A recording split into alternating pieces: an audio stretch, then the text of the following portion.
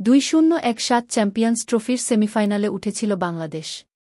Mini বিশ্বকাপ খ্যাত টুর্নামেন্টে সেটিই বাংলাদেশের সেরা সাফল্য। ওই দলের অধিনায়ক ছিলেন মাশরাফি বিন মর্তুজা। প্রায় ৮ বছর পর ফের মাঠে গড়াচ্ছে এই টুর্নামেন্ট। কিন্তু এবারের দলে নেই মাশরাফি। বৈষম্যবিরোধী ছাত্র আন্দোলনের সময় তার নীরবতা নিয়ে ব্যাপক সমালোচনা হয়েছিল। পরে অবশ্য একটি ভিডিও বার্তায় দুঃখ প্রকাশ করেন তিনি। কিন্তু এরপর তাকে প্রকাশ্যে দেখা যায়নি। খেলা হয়নি বিপিএলেও। ৫ আগস্টের পরিবর্তিত পরিস্থিতিতে তার বর্তমান অবস্থানও অজানা। তবে দূর থেকেই দলের প্রতি শুভকামনা জানিয়েছেন তিনি।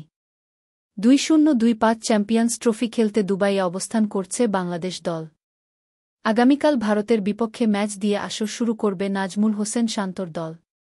এর আগে আজ ফেসবুকে বাংলাদেশ দলের অফিসিয়াল ফটোশুটের ছবি পোস্ট করে মাশরাফি লিখেছেন, চ্যাম্পিয়ন্স ট্রফির জন্য বাংলাদেশ ক্রিকেট দলের প্রতি রইল শুভকামনা।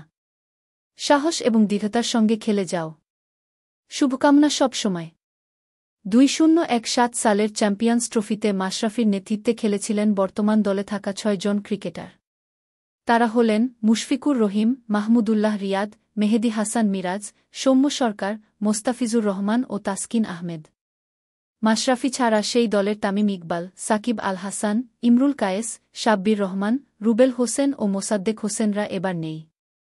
নতুন দলটির নেতৃত্বে আছেন নাজমুল হোসেন শান্ত।